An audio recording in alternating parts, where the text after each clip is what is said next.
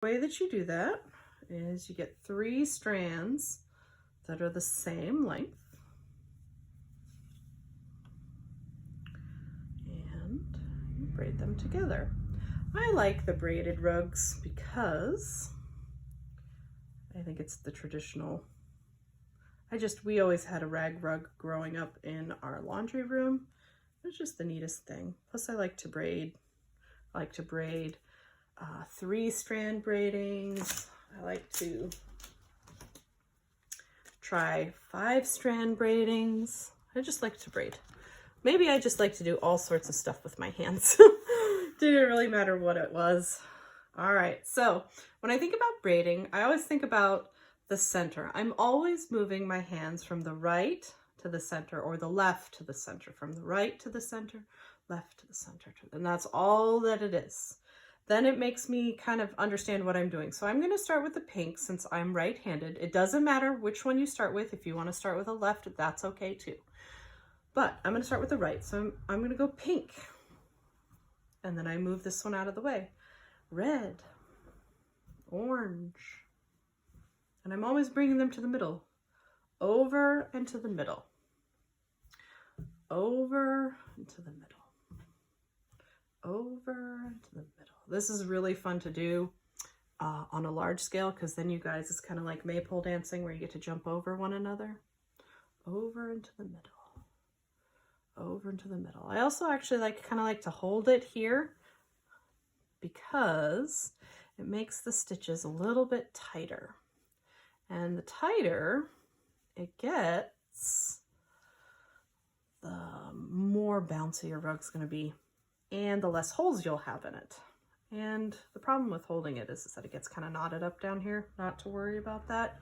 Just kind of check it every 6 strands that you move. So like 1, 2, 3, 4, 5, 6. Uh-oh, I'm getting a knot down here. Let's get it out. Okay, there we go. All right. 2. And then you'll see, get all the way down here to the end, what kind of beautiful rug. And you don't have to worry about it not being finished, or you have things sticking out. See how the shirt changes and you have the sewn part here? Not to worry about that.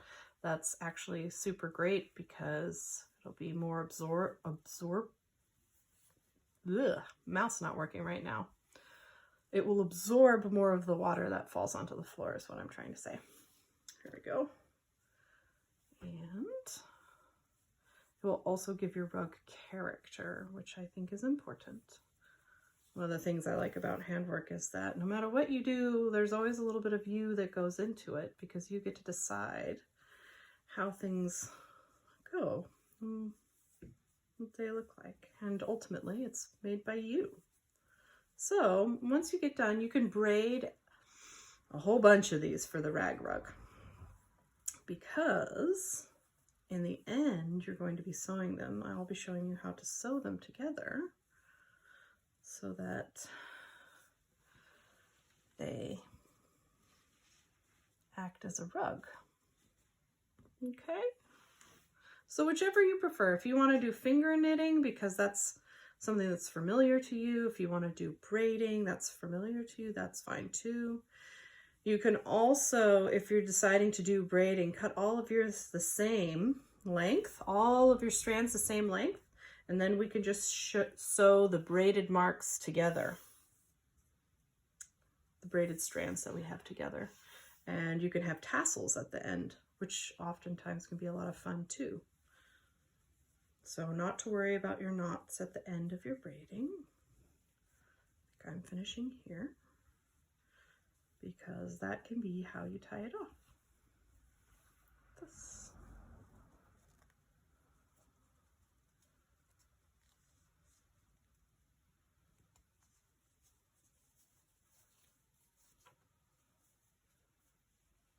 There we go.